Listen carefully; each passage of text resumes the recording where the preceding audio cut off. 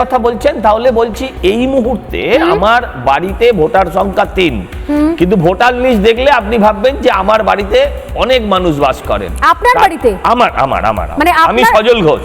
আমার দাদু শৈলেন্দ্রনাথ ঘোষ 12-13 বছর কি তারও বেশি আগে মারা গিয়েছেন, তার নাম আছে। আমার মা মারা গিয়েছেন, হ্যাঁ আমার মা মারা গিয়েছেন শোভনা ঘোষ, 10 বছর আগে, নাম আছে। আমার জ্যাঠাইমা 6-7 বছর আগে মারা গিয়েছেন, তার নাম আছে। আমার বাবা 1 বছর আগে মারা গিয়েছেন, তারও নাম আছে। অতএব এই বলছেন আপনি সজলদা? না, আপনি শুনছেন তো যেটা বলছি? আমার তো মনে হয় এটা আজকে ব্রেকিং নিউজ। 1 মিনিট, আমি 1 মিনিট সময় নিয়ে নেব, 1 মিনিট সময় নেব। আমি টিমকে বলবো যে এটা সিরিয়াসলি দর্শকের কাছে ব্রেকিং নিউজের মতো করেই প্রেজেন্ট করতে। আজকের সবথেকে বড় ব্রেকিং নিউজ, আমিও নিউজের মতো করে বলি কারণ আমার কাছে মনে হচ্ছে এটা সবথেকে বড় খবর। আমাদের স্টুডিওতে আসছেন, প্যানেলে বসছেন বিজেপি নেতা, বিজেপি কাউন্সিলর সজল ঘোষ।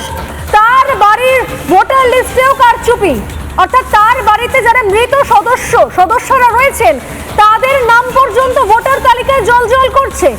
দীর্ঘদিন ধরে আমরা কথা বলছি, মানে যদি বিজেপি নেতার পরিবারের নামও না কাটে তৃণমূল কংগ্রেস ভোটার তালিকা থেকে, তাহলে আপনি কোথায় যাব? আমি জানি না। আমি এই খবরটা বলছি আজকে আমার কাছে মনে হয় সত্যি সোজাসুজি স্বর্ণালীতে সব থেকে বড় ব্রেকিং নিউজটা আমি দিয়ে দিলাম।